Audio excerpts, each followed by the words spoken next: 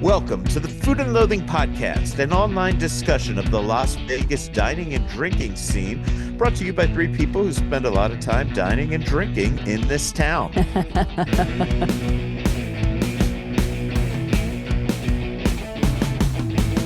And yes, there are still three of us. We have not been doged.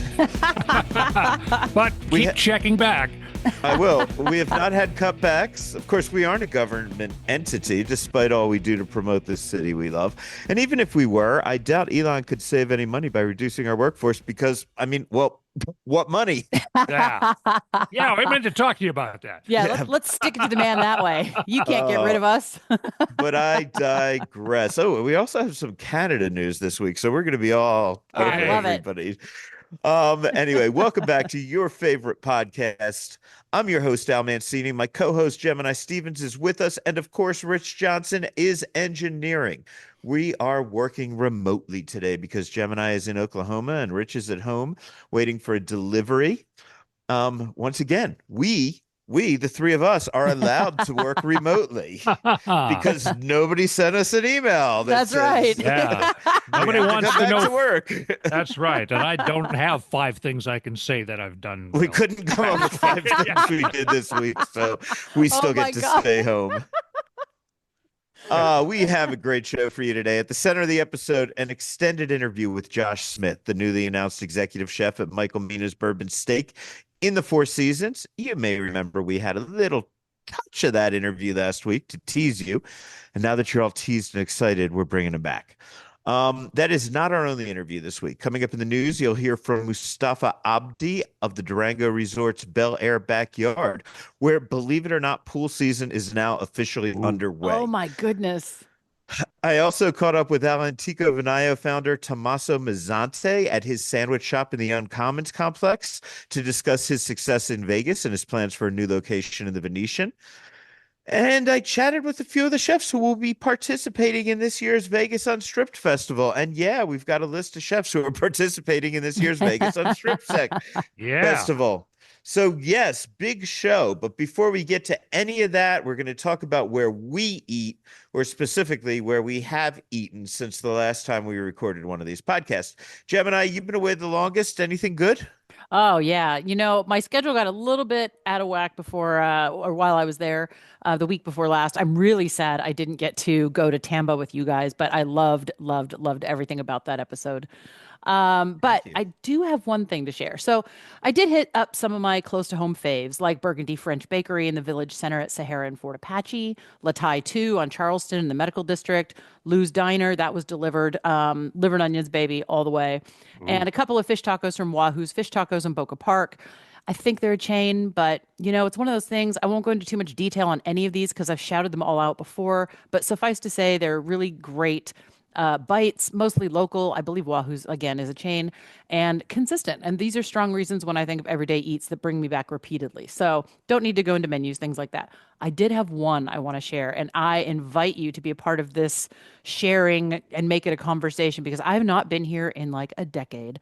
I went and did the degustation menu at restaurant Joel Robuchon at MGM on Thursday, and it was oh yeah, baby. Oh my God. Full boat. That's like that's two people. I don't know. Did you do the wine pairing? Yep. You're talking tax, tip, everything. $2,000 is. It was. To be fair, it was about $2,500 for two of us after everything. Yeah. I went with one of my beloved friends. He's as avid a traveler and eater and drinker as I am. His name is Chris Orlando. I'm going to give him a shout out because he is just one of the best people to do this kind of thing with. And admittedly, I can often be a person who says, I've done that. I spent that money. I had the experience. I loved it. Why go again? But I'm glad to say that I did. And I'd like to think I can maybe do this like every 3+ years or so and still really enjoy the older meets new.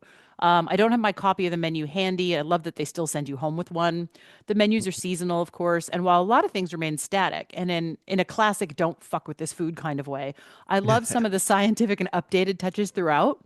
So we were blown away bite by bite as we made our way through everything, starting with, of course, an amuse, but then the caviar imperial. And, that's the iconic dotted plate with a whole lot of caviar in the middle, a little gold leaf, and the almost geometric meets mandala starburst design. Yeah, I'm remembering Insane. that. That's over like a gelée, right? It's Yes, like a yes. crab meat gelée Oh, that they put that on. it's one of those things that, again, I'm always boggled when somebody can make something so rich and comforting and flavorful and yet still so light. I do Yeah. not have that deft of a hand. Um, but yeah, I mean, just so good. And I don't want to screw up a lot of the descriptions, but I'll just sing the praises of these signature dishes, including, excuse me, the black cod, delicate and so flavorful. Beef was simple but bold flavors. And again, I keep repeating the simple and clean thing. I know they make it look simpler than it is. Yeah, So right. let's just put that out there. I know that there's a lot that goes into these. The foie dish, my God. When it first came to the table, it was almost like thin slices of like mortadella stood up to make rosettes with all the, stuff they put with it. Hmm. And then it just melts in your mouth. I mean, all of it did really. The venison was gamey in the best way. You get this one pasta raviolo on this certain dish with like three different tastes on it, insanely thin, rich and warming. And juxtaposed again were these amazing broths and vegetable bites and a thread of umami with mushrooms and truffles all the way through. And that can be really overpowering, but not this time. I mean, they have the stars for a reason, right? Like it was really well balanced. I posted the pictures. I'll post my menu when I get home tomorrow. But I would love to hear what you guys have to say about your last visit there because again, it had been 10 plus years. It's been like 11 for Atelier. I'm blown away. I didn't think I could be blown away again. I just knew I was walking into something amazing. And even with my standards set high, they broke through all of it. Yeah, well, I feel like Robuchon always delivers. Now, it has been years since I've sat in that main dining room and Oh, had the full tasting menu, yeah. many, many years. So I still remember dishes specifically with details like that amuse that you were talking about. But I think because a lot of people, the idea of spending $2,000 to $2,500 on dinner for two sort of blows people's minds. Trust Absolutely. me, it's not in my normal budget. I'd say No, nobody on this no, podcast's normal budget. no. You. Doge would not let us spend that money. But it is amazing. And the room itself, were you in the main room, which feels like a mansion with all the purples and the Yes, chandelier and yes. And it's just so gorgeous? intimate and it's still bright, but then you still have these like kind of warm lights around you. It doesn't feel too light or bright or loud. It's not very big, but oh, yeah. Sorry, go ahead. Oh, No, I was just curious. And so, yeah. the thing is, depending on over the years, it's been anywhere from you could say like, oh, there's 12 dishes in the degustation menu to like, oh, there's 24 dishes in the degustation menu. It does change a little bit, but I think the one big change they made from like the very first time I ate there to, maybe the last time I ate there was I believe I remember them bringing like all 14 or all 18, whatever plates out one at a time in the early days. And then last time I was there, they would bring 4 or 5 things out almost as one course. So it was not like extended 6 hours to Yeah. eat there. How'd they do it this time? It was mostly one at a time. There was a couple because they were meant to be tasted together, even though they were sort of listed separately. You could sort of get an idea from the menu when that was going to happen.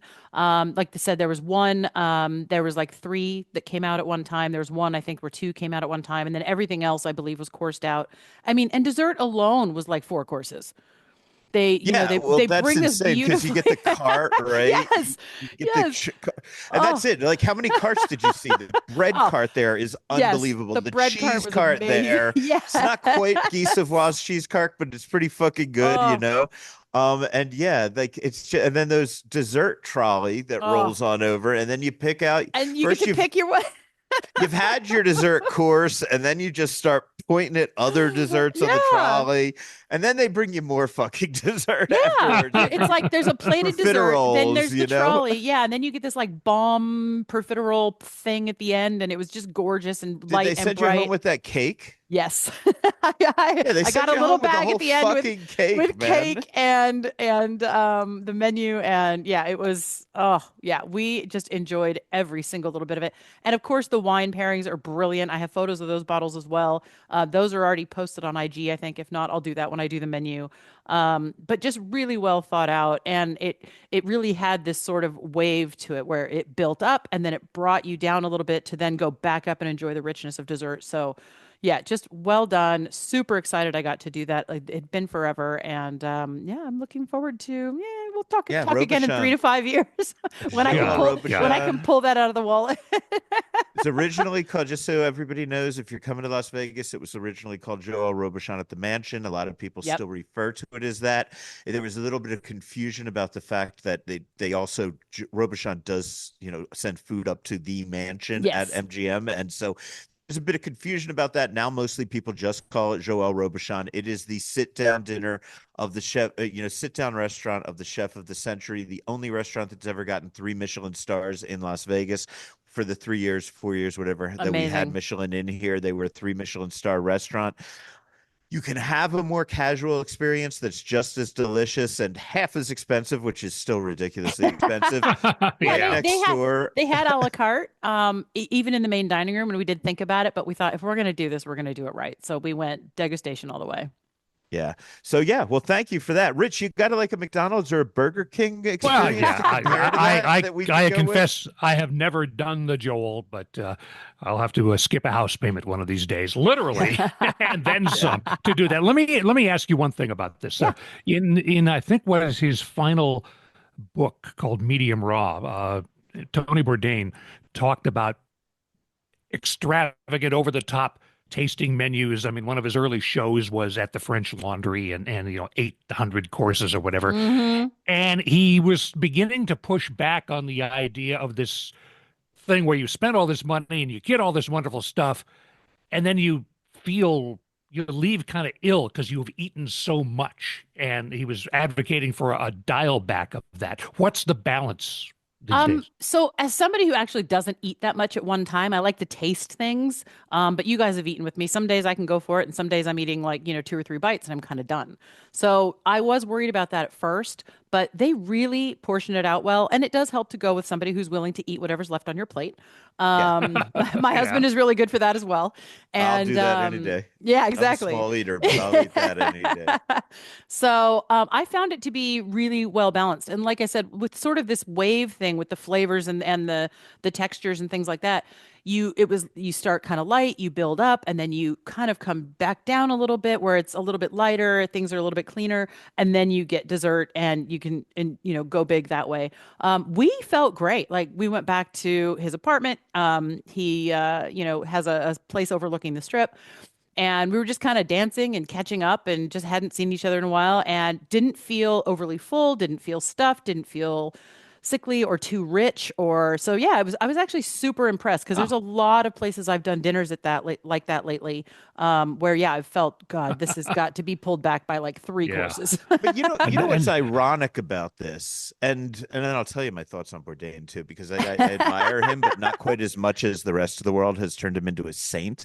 I think he's still he's still guilty of all the shit that any food writer's guilty of, and pushing back against tasting menus is an easy thing to fucking do. I mean, it's like pushing back on foie gras, but he would never do that. But you push back on something the average person can't afford, and then they're all with you because they want to go, oh, it's probably not that good anyway, right? So no, it is that good. Yeah. No, it is that good. And I will say this, I love that if he was trying to attack those tasting menu restaurants for being too much food, God bless him for at least attacking them for that, because there are still people that I know who you show them a picture of one of these dishes from a degustation menu, and their first answer is, oh, you spend hundreds of dollars and look how tiny that thing is, right? But they don't realize that so much fucking food comes out, but they are all tiny portions. They are, but there's 24 tiny portions. Yeah.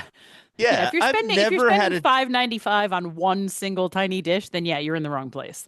But if you're getting a whole menu, I don't know. I think it's well worth it, but nobody should eat like that on a frequent basis. And when I used to dine, when I first started writing about food, anytime I got invited someplace, I of course did a tasting menu, especially if it was comped. I wanted the free money, blah, blah, blah. I wanted the whole thing. And Max Jacobson used to be like, I just want to order from the cart. I just want to do a la carte. And I never knew why, but of course, he'd been doing it for 20 or 30 years by the time I started Yeah. doing it. And what I've realized now, having done this for as long as I have, and this is a 1%er problem or half of a 1%er problem, is that you should not experience those kind of degustation menus more than once or twice a year. Some people are serious foodies and they only have one in their lifetime, and they're meant to be experienced on that once in a lifetime level. And if you have one or two a year, I think you can still be in awe of them. But when you start having them too frequently, you get fucking jaded, and it's not cool. Yeah, No, I had one of that's those a good point. in a mini bar in DC, Jose Andres, original, 8, which was then expanded to 16 people at the table, and you watched them make all that stuff. And that was about $1,000 for the two of us, and that was 15 years ago. So I remember that, and I remember individual items on there. Let me take you now to the other end of the spectrum. Yeah, Rich, where you been dining, man? What's going on in the 99-cent store? I gotta know. Okay, well, you'll like this one. I made it back downtown, right in the middle of the Mint 400 parade. I had found did find a parking spot right in the back of the El Cortez, and made it to Hot Nudes for lunch. I approve of that right there. Yeah, this was a week after the opening, where we had a few samples, but I had that one good dish. It was early, 11:30-ish. The new edition of the casino for that time on a Thursday was pretty busy, but not too many people in the restaurant itself. I had a chicken chow mein. Nice, big, plentiful chunks of chicken breast mingled with onions, scallions, bean sprouts atop a big pile of thin egg noodles, all absolutely excellent.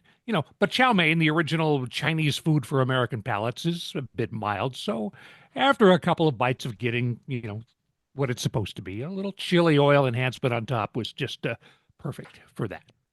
Cool. Sunday night takeout back to Aromi, the Italian place at Lake Mead and Rampart I have often spoken about. My dining companion had her usual bronzino.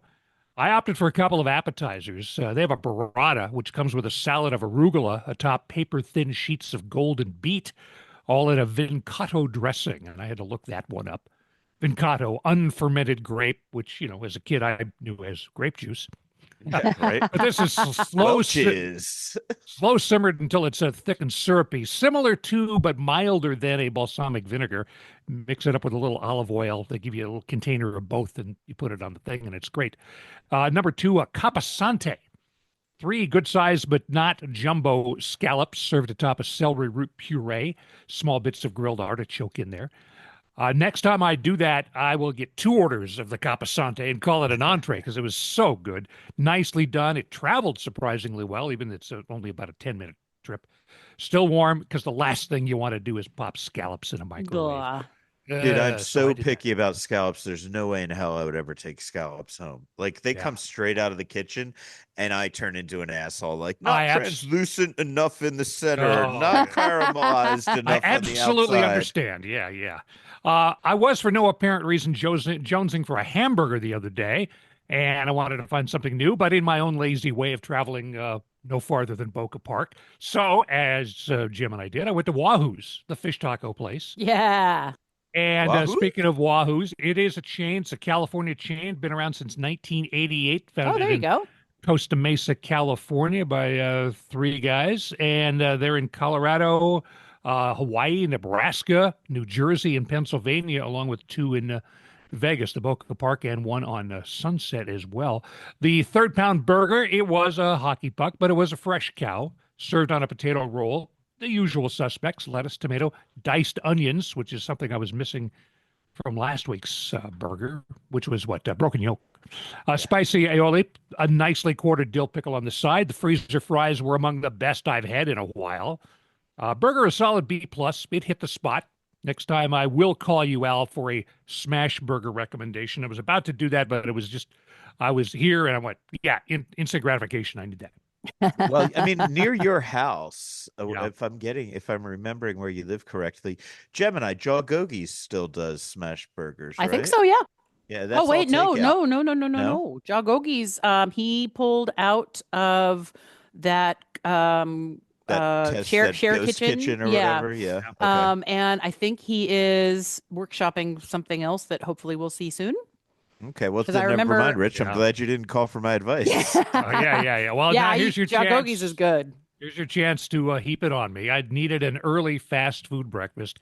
did not want Nobody to. needs a fast food breakfast. Well, Let's watch the vocabulary here. You take, I'm up at 5 and I'm out and about and I've taken my morning drugs and I got to have some food soon after that, or I'm gonna barf up the morning drugs to be a little too graphic. Yeah, oversharing. Not the kind of drugs I used to take in the morning. I never want to eat. No, mine are old fat guy drugs. But I usually like Burger King sausage, egg, cheese croissant. I didn't want to do that this time.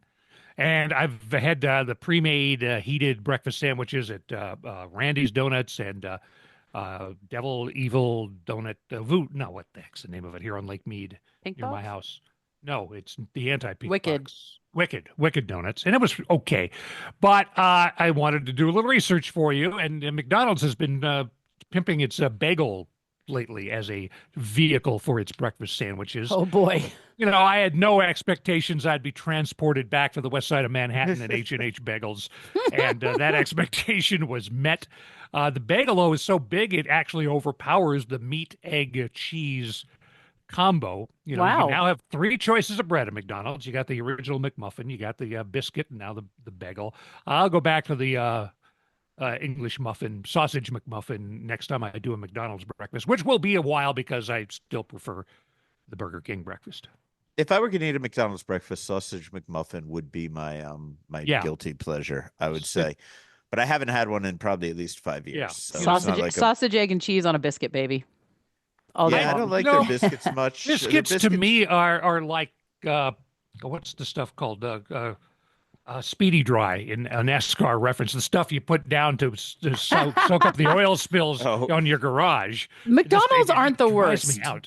They are. Don't get me wrong. In general, yes, but McDonald's aren't the worst. Fucking bad. I'm not saying that you should go there for biscuits, but I think I also flash back to biscuits from like 5th and 6th grade cafeteria. Oh, God. Made with all the surplus crap that the farmers dumped on the government. Right, they're half concrete. You just don't know. From that there was not enough milk in the building to. Al is like, what the hell have we done? From caviar on crab gelée to a deep dive into McDonald's breadery. We cover the world here, baby. Oh God! Are you one of those people who like eagerly hangs on every new fast food announcement? Like, oh my God, the ribs are back, or like no, actually no. And the ribs are an abomination. People like that though, and those are a crime against nature. Yeah, I don't understand. But I'm still waiting for that Portillo's to get here. That was announced like 3 years ago. That apparently has not happened. The great Chicago place that I loved in my Chicago days. But I'm done with you, Rich. Okay. Stop it. I'll be over here in the corner now. Stop it. Just watch the levels, and you're going to tell us something about foie gras, jump in. But, if you've got a like sliced cheese story from Kraft, we're going to pass on it. Okay? That'll be fine. Oh, my God. Oh, my God. Thank you very much, Rich. You know we love you. Absolutely.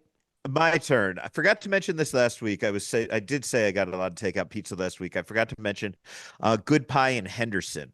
I know we speak a lot about Good Pie. We love its Arts District location, one of my favorite spots. I don't speak about Henderson that often, but that's where I chose to get pizza when we decided at the last minute to have some friends over to watch the Oscars.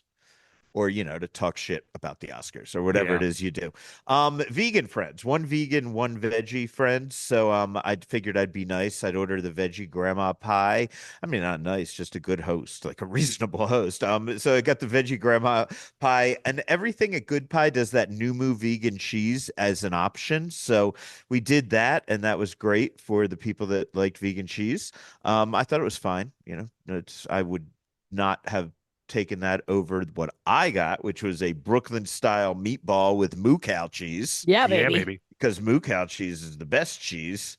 But that was great. So thanks to everybody at Good Pie Henderson. And I think I don't know, I'm like halfway between the two of them for where to go when I want to get takeout. I get that. So I don't know. Next up, you heard my interview with Amaya and Clique's top chef, Jason McLeod last week. Well, I went back there to grab lunch with Andrew from happyhourvegas.com. We just were catching up on some stuff and maybe doing some collaborations, stuff I could tell you about soon. And we went in for a huge, massive lunch. So I did the oysters Oaxaca feller. which Oh, Lordy. are oysters Rockefeller with mezcal, poblano, cilantro, cojito cheese, scallions, and breadcrumbs. Really good. Good Like those a Lord. lot. You have They were my good. attention. The duck confit tostadas were a little sweet for my personal taste. They did a whole massive octopus. This is the same way their sister restaurant Miho does it over at the Durango Resort. Yep. So very similar, but really good with potatoes and beans. I really loved the deep flavor on the quesabirria tacos. I mean, there was almost like a bacony or something in there. I don't know, just something really rich in there. Excellent dish. The elote was good, lighter than most. I think yeah, it was just not slathered and slathered and slathered in, that mayo as they often are. And then I had something called their angry fish, which is a big old fish, and it was all spicy and angry. So everything was great. I liked it. We went for lunch, so we didn't see the fire dancers. We wouldn't didn't see all of that entertainment that Okay. Amaya over at that again. This is the Clique Hospitality Mexican restaurant at the Cosmo. It's much larger than it looks from the outside. It's in the old Holstein space, so that puts it on the second floor. I think it's the Holstein space. Yes. Yeah. Yes. And it was on the second floor, which doesn't usually have a lot of sit down there at the Cosmo. It's right next door to Chino Poblano, which I thought was weird because Chino Poblano has some Mexican food and Amaya has some Mexican food, but having eaten at both of them within a week of each other, very, very different. You're not going to get them confused, so have no fear. I got some takeout from Marufuku Ramen this week, and I'm just going to tell you, it's over in the Bend, and it was quite good. I went back to also at the Bend, went back to Evolve, which is Aces and Ales, new kind of brew house where they brew their own beer. Got their fish and chips, which were good. The fries had a bit of, I got the bottom of the bag of the fries. They were all the tiniest little break off fries, but they actually, when I joked about it, they took it off the menu. I mean, off the bill, which I would have been happy to pay for. Got the big pretzel. That was fine. And then I had brunch at Lucia's in the Virgin Resort. This is Okay. did you guys know like the old pink taco space had changed Yes. hands again? No, I didn't know it happened again. Everything in that place has changed hands a couple I mean, of times. it makes sense. Yeah, I forget which nightclub venue people were running it before this one. I don't know, maybe it was Tao Group or something, but now it appears to be like an in-house thing, I believe, if I'm getting this right. But anyway, what was cool about it was I saw Chef Noe Alcala. I remember him. Yeah, and going all the way back, he worked in the Pink Taco at the Hard Rock, so he was in this exact same space. That's a full circle moment. Yeah, seriously, man. He was also at Husong's for a really long time, and then he had that place Zai on the corner of Fremont and Las Vegas Boulevard. It was right on the corner, right where the container park is. Yep, exactly. Right across the street. Yeah, we interviewed him on this show, and I've eaten there a few times before the ownership in general went their separate ways. Yeah. So, some dishes that I remembered from there, like those elote ribs, the corn ribs, which so those are really good. Sort of like thin slices of corn and hold on a second. Sorry about that. So thin slices of corn, and then they throw them in a fryer and they kind of curl up, right? Yep. So they look like ribs. And then, of course, they put all the elote seasoning on them. So I've had those before by him. They're very, very good. I did the guac with the chicharrones, although to be honest, there was more like guac with like pork belly in there, to be honest. It was very meaty, right? But very good. A weird dish, and you guys know that I always say I don't really like pancakes. I finally had to accept that I don't really like pancakes, but of course we were there for brunch. I guess I should have said that. I don't know if I mentioned that up front. This is the weekend brunch at Lucia's in the Virgin Resort. So, and I think they have it Saturday and Sunday, but I was there on a Sunday. That's all that I can vouch for.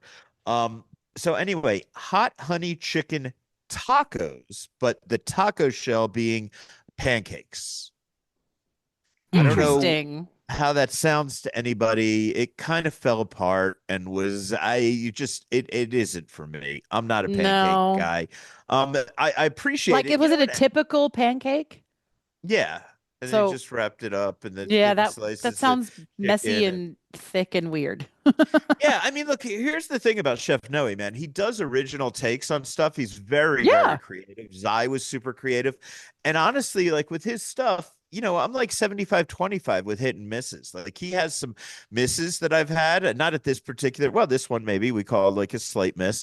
But it's worth it for his hits because his hits are always well worth it. And Yeah. so it didn't bother me at all. Then I had another dish of pancakes. Now, if you're a regular pancake fan, this is definitely going to be for you. They're made to resemble Gansito candies or cakes, which are sort of the Mexican Twinkies, I was told. I Oh, I can was picture sent it. home with Yes. them.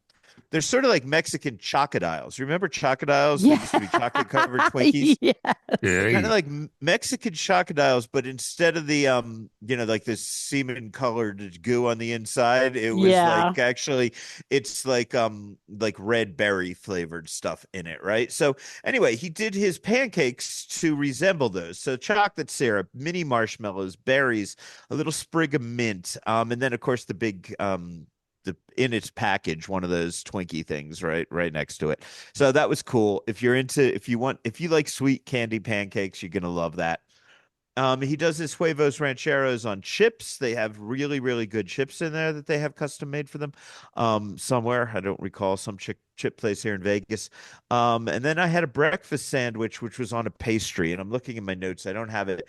You know those Mexican pastries that almost look like a turtle shell on top, and they're brushed with kind of powdered sugar on Yeah. them, Oh, I right? could. Yes, I never pronounced them correctly, but yes.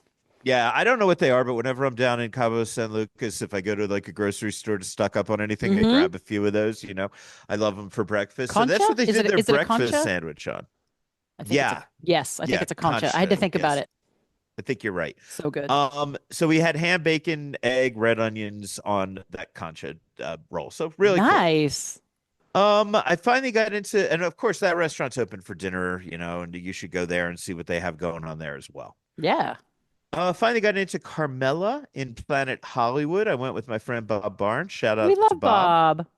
This is Yeah. up on the mezzanine in Planet Hollywood, next to Strip Steak, right up there, very close to where Chris Angel does his show. So I'm sure that on a Chris Angel night, this is probably packed. We were there on a dark night, so it was not, but it's still a good crowd on a Monday night. Um, a weird thing that probably not a lot of people would notice, but this is a Tao Group restaurant. And it's the only time in recent memory that I can remember standing outside of a Tao Group restaurant, completely outside of it, and being able to look in and see tables. Because Wow. usually, if you think about it, they're really, really separated, really, really tucked away. Yeah. So this is more set up like a kind of an old New York City railroad apartment or a shotgun shack, as they would say, right? Like you could, Oh yeah. just shoot from the front door and you go out the back and hit everybody in every room. So it's you come in and there's the lounge area with the bar on one side. Then you walk past that and there's a candy shop. They're not actually selling the candy yet. It's decorative right now. But if you walk into the candy shop and there usually be a candy hostess there wasn't on a Monday night, then they will push open the secret candy shop door. You'll go into the speakeasy in the back. Oh, That how was fun. not open while we were there, but it was very cool. I did make them give me two tours, one for me and one for Bob. So thank you very much. Very cool people over there. And then as you go, so that's off to the side from the center room. Then as you keep going further back, you hit the main dining room. Keep going further back, you hit the patio, which has a decent view with one kind of obstructed view, I guess, from some seats of the Bellagio fountains. Okay. It's there on like the second floor of Planet Hollywood, right? It would be, I'd say, on one side there's the if you're looking at Planet Hollywood from the front, on one side there's Cabo Wabo, which has that raised balcony that you Mm-hmm. could go and hang up on their patio. And there's this patio on the other side, like the equivalent of Cabo Wabo. So really cool place. Leopard porcelain statues up all over the place. I love that. We had some porchetta, which was very good with a pickled jalapeno chimichurri. The only thing I would say is that it was super tender, but the outside was not crispy. Oh. Sometimes it's too crispy, almost too crispy, like you feel like you're gonna break your teeth on it. But this was just like soaked in, I think, all of this beautiful sauce that they had put it in. It had just Yeah. broken down, and it really wasn't crispy. So that was my only problem with that. Okay. Something they call veal parm meatballs, which are veal meatballs that are stuffed with mozzarella cheese, fried lightly in breadcrumbs, and then topped with some marinara. So that was clever, and I like it. It's great flavor profiles, of course. We're all familiar with that. We did a New York strip that was perfectly prepared, delicious meat. 14 ounces, $82, just to put you in the price range there. I had a blue crab malfadine. Everybody's using malfadine these days. Those big flowing noodles that are sloppy as fuck, and you look crazy when you eat them. Everybody loves them. This was with blue crab with lemon, cream, and toasted breadcrumbs. I really loved that. They sent out a chocolate tart with some salted caramel for dessert. Damn. It was fucking fantastic. Oh my God. I might have to fit that in this week. Oh, yeah. I think that's it. I love it. We're exhausted here. Oof. Coming up in the news, a lineup for Vegas Unstripped. Pool season's underway. But up next, Al takes a deep dive with Josh Smith, the executive chef at Michael Mina's Bourbon Steak in the Four Seasons. This is Food and Loathing.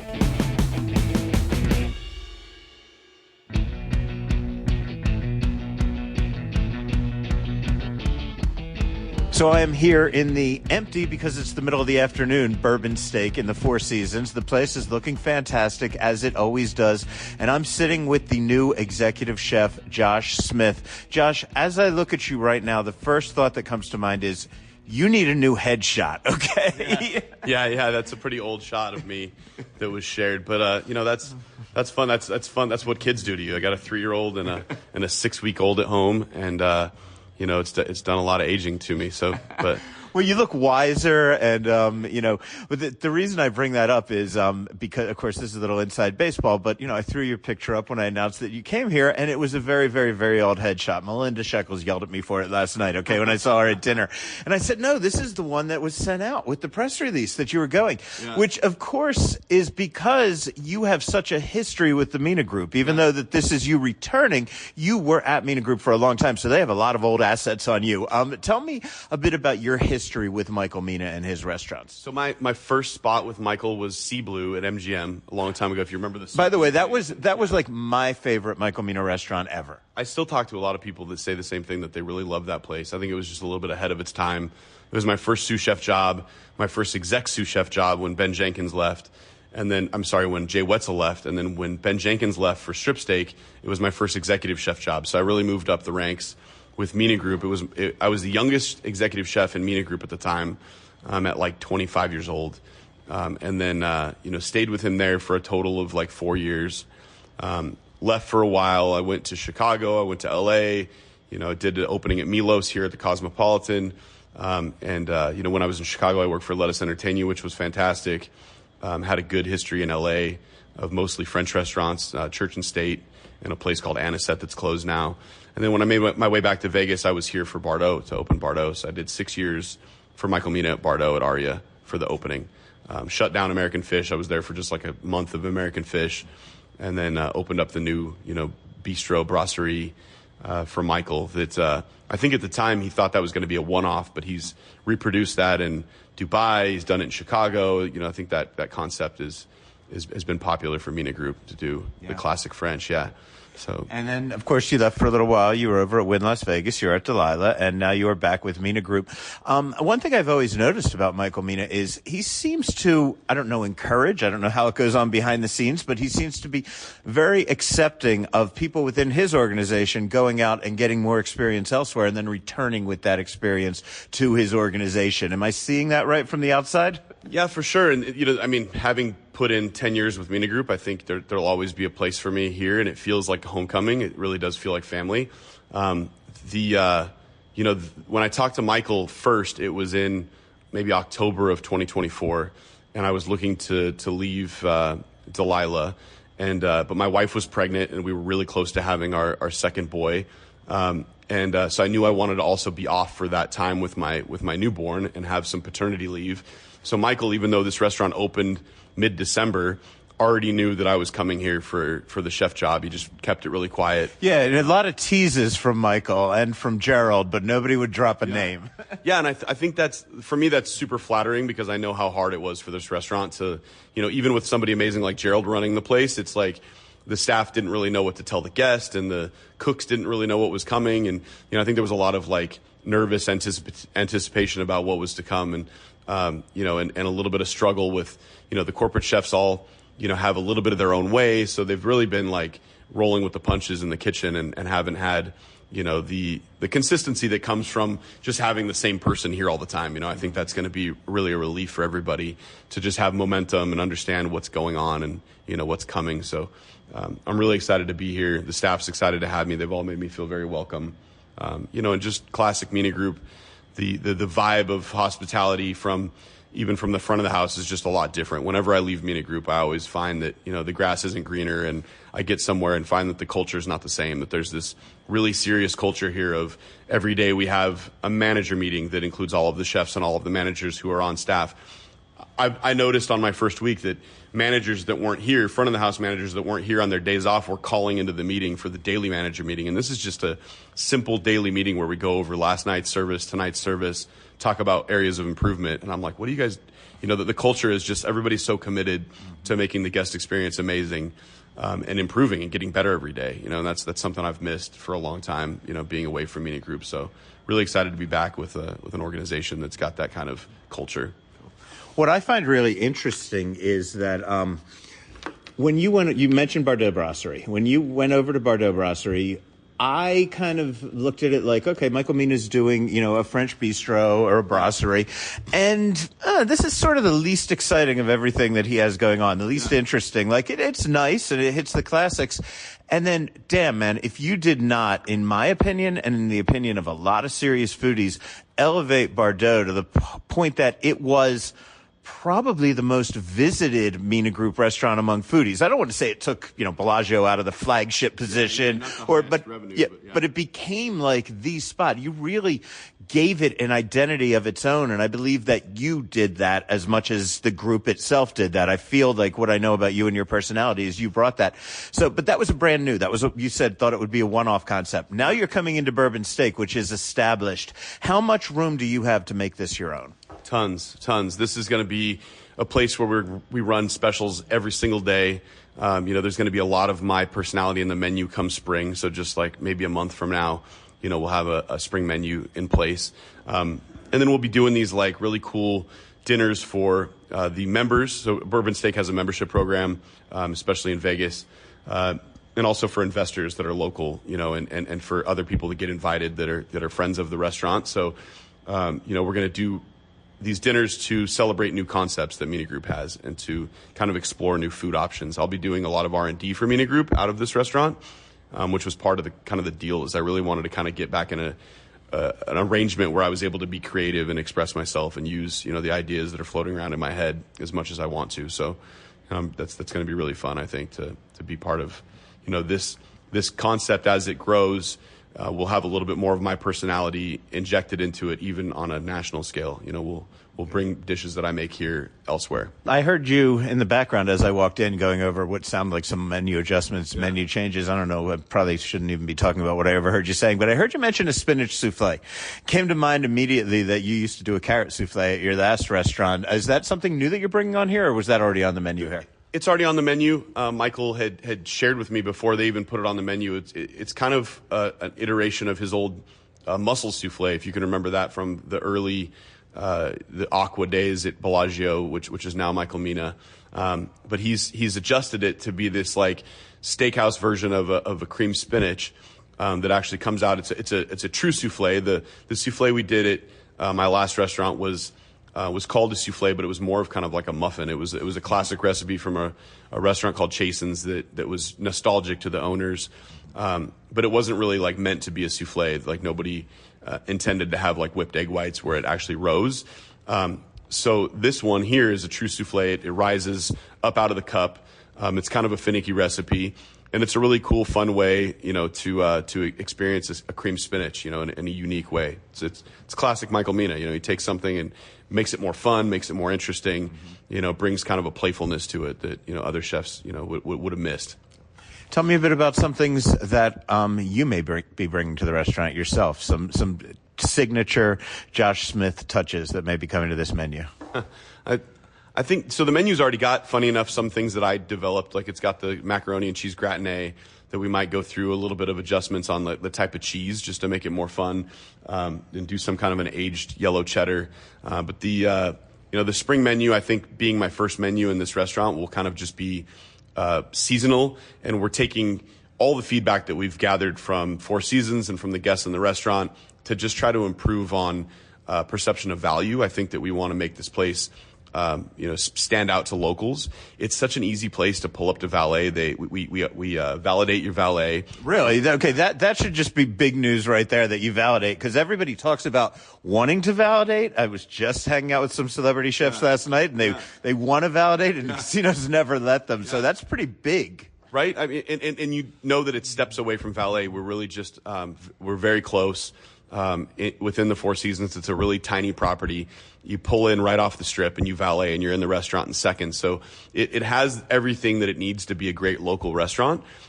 It's also, we're on the corner of the strip. There's nothing going on south of us. So, it's easy. You're not running into traffic, and you pull up and valet for free. So, but we want to give people an incentive locally to come into the restaurant and eat. So I think this first menu change, we're really focusing mostly on this perception of value, particularly for locals, trying to offer some kind of a discount, or at least like activations that they know they can come on a certain day for something special, and then make sure that the menu feels like spring and feels, adjusted for spring. And that's all I'll maybe say this time, but we've got some really good ideas for a spring menu change. Overall, obviously, people who travel, they know the Bourbon Steak brand. You're in many, many other cities. People who don't, this is new. This is something brand new. And we have a Michael Mina steakhouse upstairs. I love strip steak. I think it's fantastic in Mandalay Bay proper. There are a lot of great steakhouses in Las Vegas. So for me to differentiate them, I'm always looking for what's that one hook, right? Circus, it's old Vegas. STK, it's like you're going to the club, right? Upstairs at Strip Steak, I think that there are a lot of, Asian touches and things like that on the menu, and a lot of really creative things on the menu as well. What differentiates Bourbon Steak from the 50 fantastic steakhouses that we have in Las Vegas? Man, that's a tough question. I think that's something that we need to still kind of develop, and something I'm very keen to. I want to make sure that everything you order on this menu, like you said, Bardo felt a little bit boring at first when you read about it and when you heard about it. But when you went there, one thing I think that we were really good at was consistency, and making sure that, that while a dish was simple, that we were really speaking through the ingredients, and we were really speaking through the execution of the product. It's all about those details and that discipline. I think we're going to bring that same kind of discipline to this place. The service is already incredible. So I think with Michael Mina restaurants, the service stands out and is very different. More table side dishes for sure. Definitely a focus on locals. And from there, it's kind of a blank palette to try to decide what, I always want to be really clued into what they're doing at Strip Steak, so that I know that I'm not offering the same things on my menu. I want to make sure there's definitely some standouts that separate us, because we are essentially in the same building. And this place has definitely got a more intimate vibe. It's dark, it's kind of got a little bit more of a classic steakhouse vibe, I think, than Strip Steak. So, TBD, we're going to get there and find a way to make it really stand out.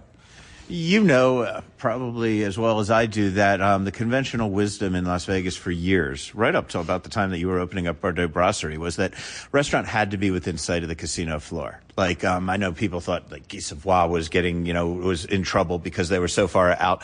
You at Aria were used to being a little bit out of the ordinary, and here it's the same thing. There's no casino here in the Four Seasons level. It's up in Mandalay, of course. Right. So you're tucked away, and if people want to find it, they kind of have to look for you. I know that it's relatively new for you here, but you've had it at other resorts. Are there unique challenges or unique benefits to being set off away from the action? I think a little bit of both. Bardo, we really had to work with the casino on signage, and we had to make sure that there was like some visibility. And I think they over time did a really good job of boosting. Brunch helped a ton, because we were able to, get a bunch of people in for I think if you trusted us for brunch and you were a local, then you would come back for a special occasion dinner at some point, really where the price point was a little bit higher. Here we're going to have to figure out how we make ourselves visible. I think that locals will be a big a big push.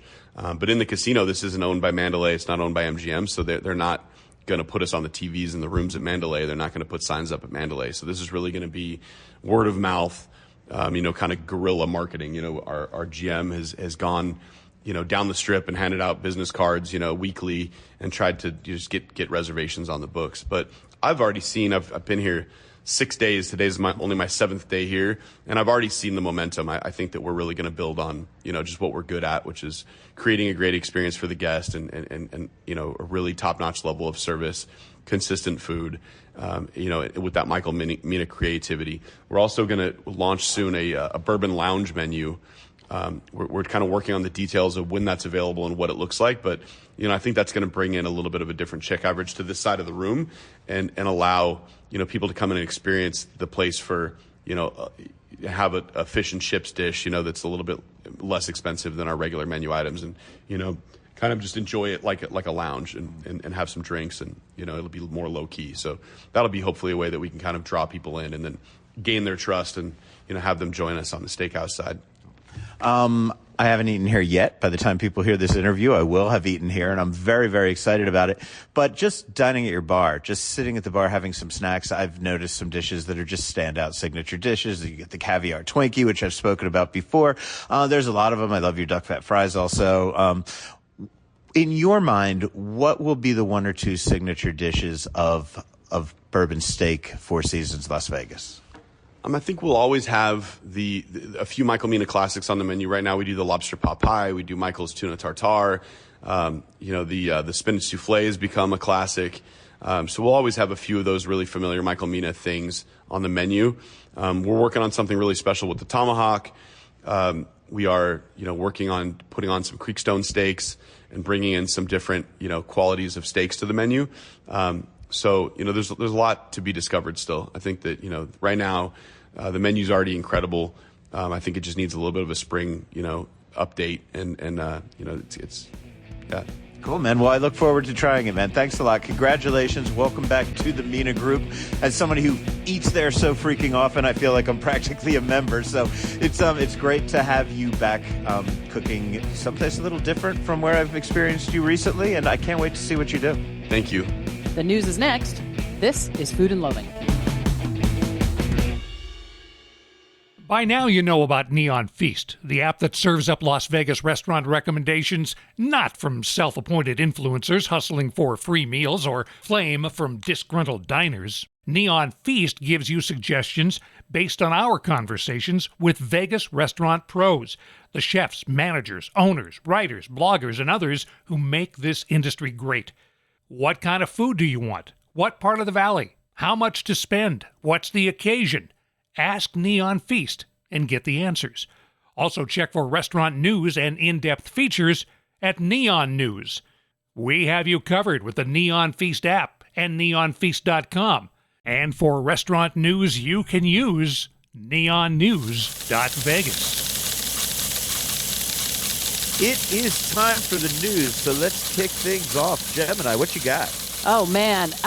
You can go on neonnews.vegas and find this. The organizers of Vegas Unstripped have announced the preliminary lineup of chefs and mixologists for this year's event.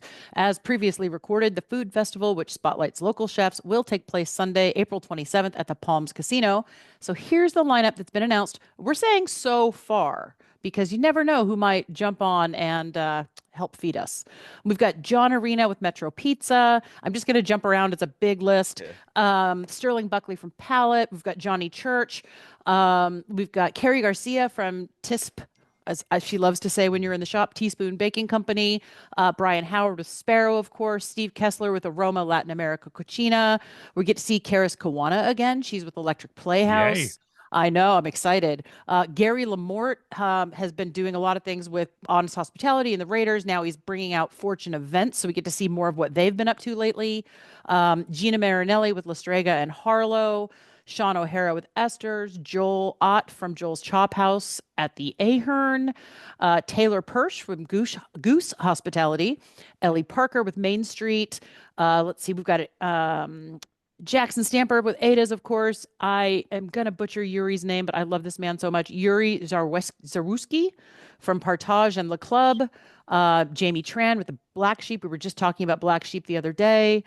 And just a couple of the bartenders. We've got Tony Abu-Ghanem, who's the modern mixologist. He's basically the mixologist for Vegas. I think between him and Marina, I can never say her last name either. Marina. Thank you. You always correct me, and I'm appreciative. Juyong Kang with Doberman. That's the new club opening downtown. Adam Raines with Golden Tiki. I know. with that ridiculous questionnaire that we went over some months ago. But it's going to be awesome because, I mean, one of the things that's great about this is that, you know, these guys come out and the chefs and the mixologists are actually handing you the dishes and the drinks. You can ask them questions, you can engage. It's such a good mix. And we're at the Palms again this year, I think. And that's April 27th. We did speak to a couple of people yesterday, and here's what Chef John Church had to say about it and why he keeps coming back to cook at this particular festival. I mean, we've all made our bones on the Strip, and to see everybody, you know, doing their own thing off of there and, you know, coming together. It's the biggest small city in the world, I would say. Everybody knows everybody, and 6 degrees separation. So have you started planning what you're going to do for this event yet? Yeah, I'm actually trying to get a hold of Neil Maloney with Morro Bay Oyster Company, and actually brought him here years ago. So I'm thinking about doing something with that, but not sure yet. Steve Kestler of Aroma Cucina also talked about returning to the festival for his 3rd year. 2 previous years have been amazing for us, so you know, there's a lot of really good thing going on with all the chefs, and all the food is good. It's just like a big party for us, you know, and to be able to do something out of the restaurant, it's also fun for us. So excited. Do you know yet what you're going to be doing? Because I know it can't be anything that's on the menu. Yeah, so we're thinking about doing a type of cevicheria. So we will have like a raw bar, and then you will come and you will have like maybe 8 options, and then like 10 different sauces, and then that's very, very simple but delicious, you know.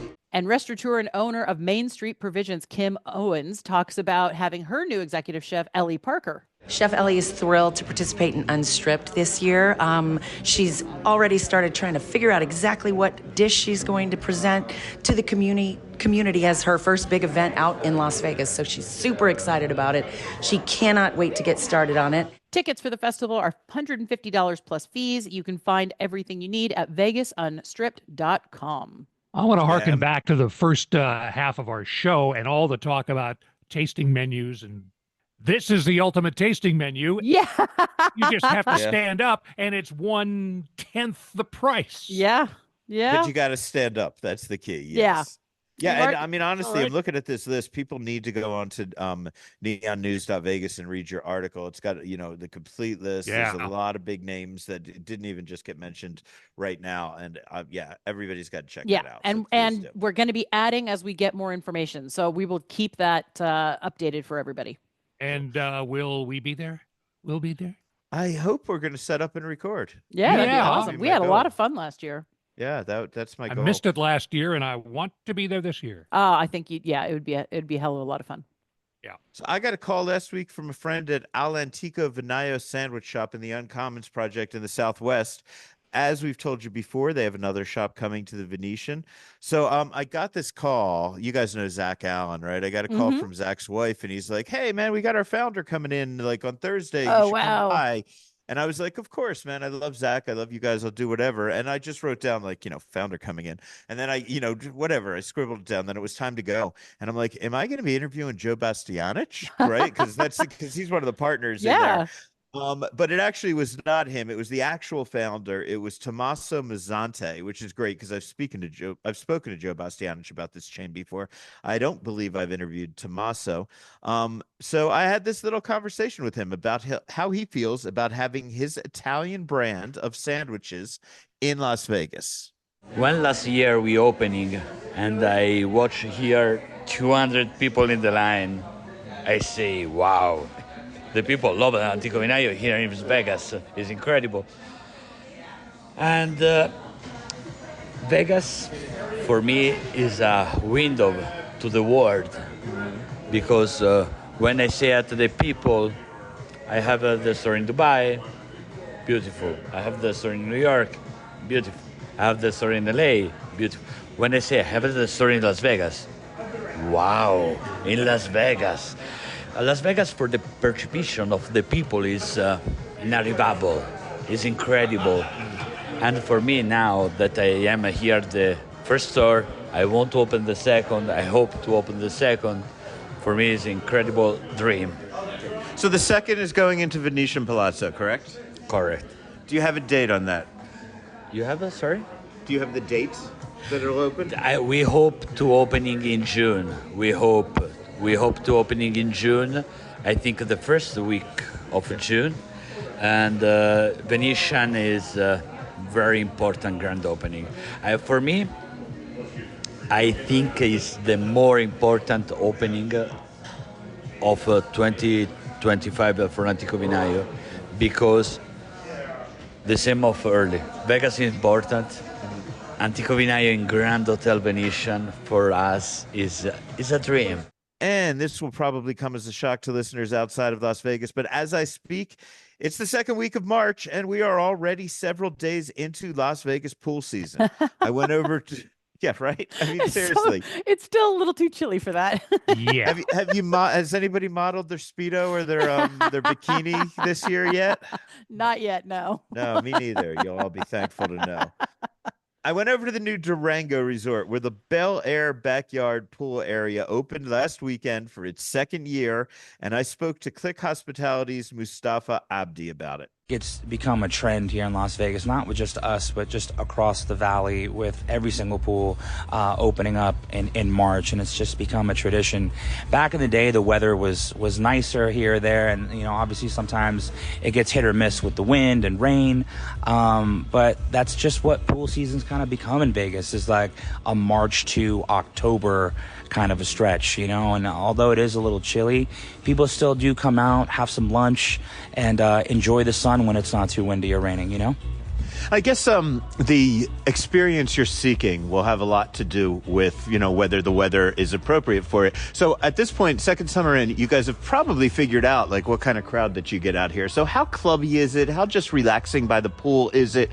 What's the vibe you create at Bel Air Backyard? If you come to Bel Air Lounge at night, it's kind of the opposite. In daytime vibe, it's very sexy, it's very relaxing, it's very chill. This is a pool where locals can actually come and get in the water, enjoy themselves, and get a little bit of R&R. It gets a little busy on the weekend, which is great. We love that, but it's never so crazy in your face, boom, boom, boom. You know what I mean? It's more just come, relax, eat. Maybe you read a book, eat some food, and just enjoy the sun. Do you guys do the giant bottle service presentations and all that big crazy stuff that the ballers have come to expect from nightlife in Vegas, or do you leave that to the Strip? We leave that to the Strip a little bit. You know what I mean? Obviously, you can still come in here and get the nice bottles, champagne, rosés, tequila, if that's your preference, like mine. But it's not, again, nothing crazy like, oh my God, freaking this or that or whatnot. But it's the locals' retreat, the little oasis here in the desert that, some of the ballers like to get away from the Strip and come this way because, I think they're a little tired of the same old, and it's a little different here. It's a different crowd, still a beautiful crowd, awesome crowd, but it's a local crowd. They have a lot planned over there this summer. Hawaiian celebrations, live concerts, plenty more. Mustafa's going to be back to speak to us about all of those when they get a little closer. We need to have a food and loathing pool party. Oh, yeah. Well, you got the pool. You guys were not there the time I recorded it at poolside at the Sapphire No, that's Strip why I Club want to go. pool. Yeah, that was. Oh, yeah. I missed that, unfortunately. Oh, well. Congratulations to Kim Cantinwalla of Honey Salt and Blau and Associates.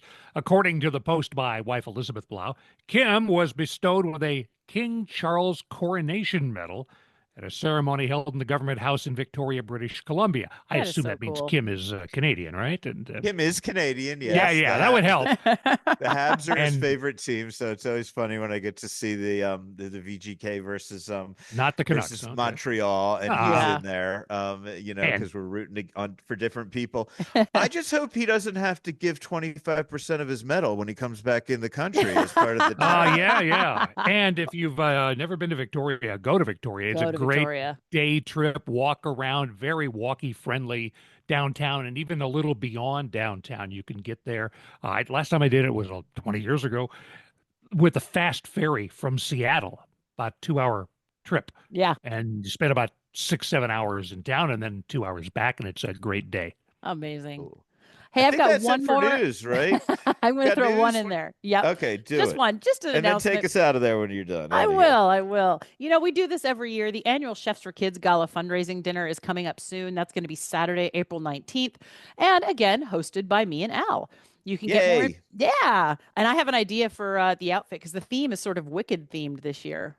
So I've got a green dress and boots. So I'm thinking you might need to be wearing some pink with the mohawk. Oh.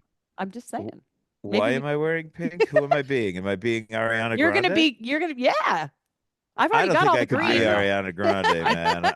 I don't know, man. I see him more of as a robot guy. Yeah, I was going to say the Tin Man might work. That would be fun too. That would be fun too. Big old silver mohawk.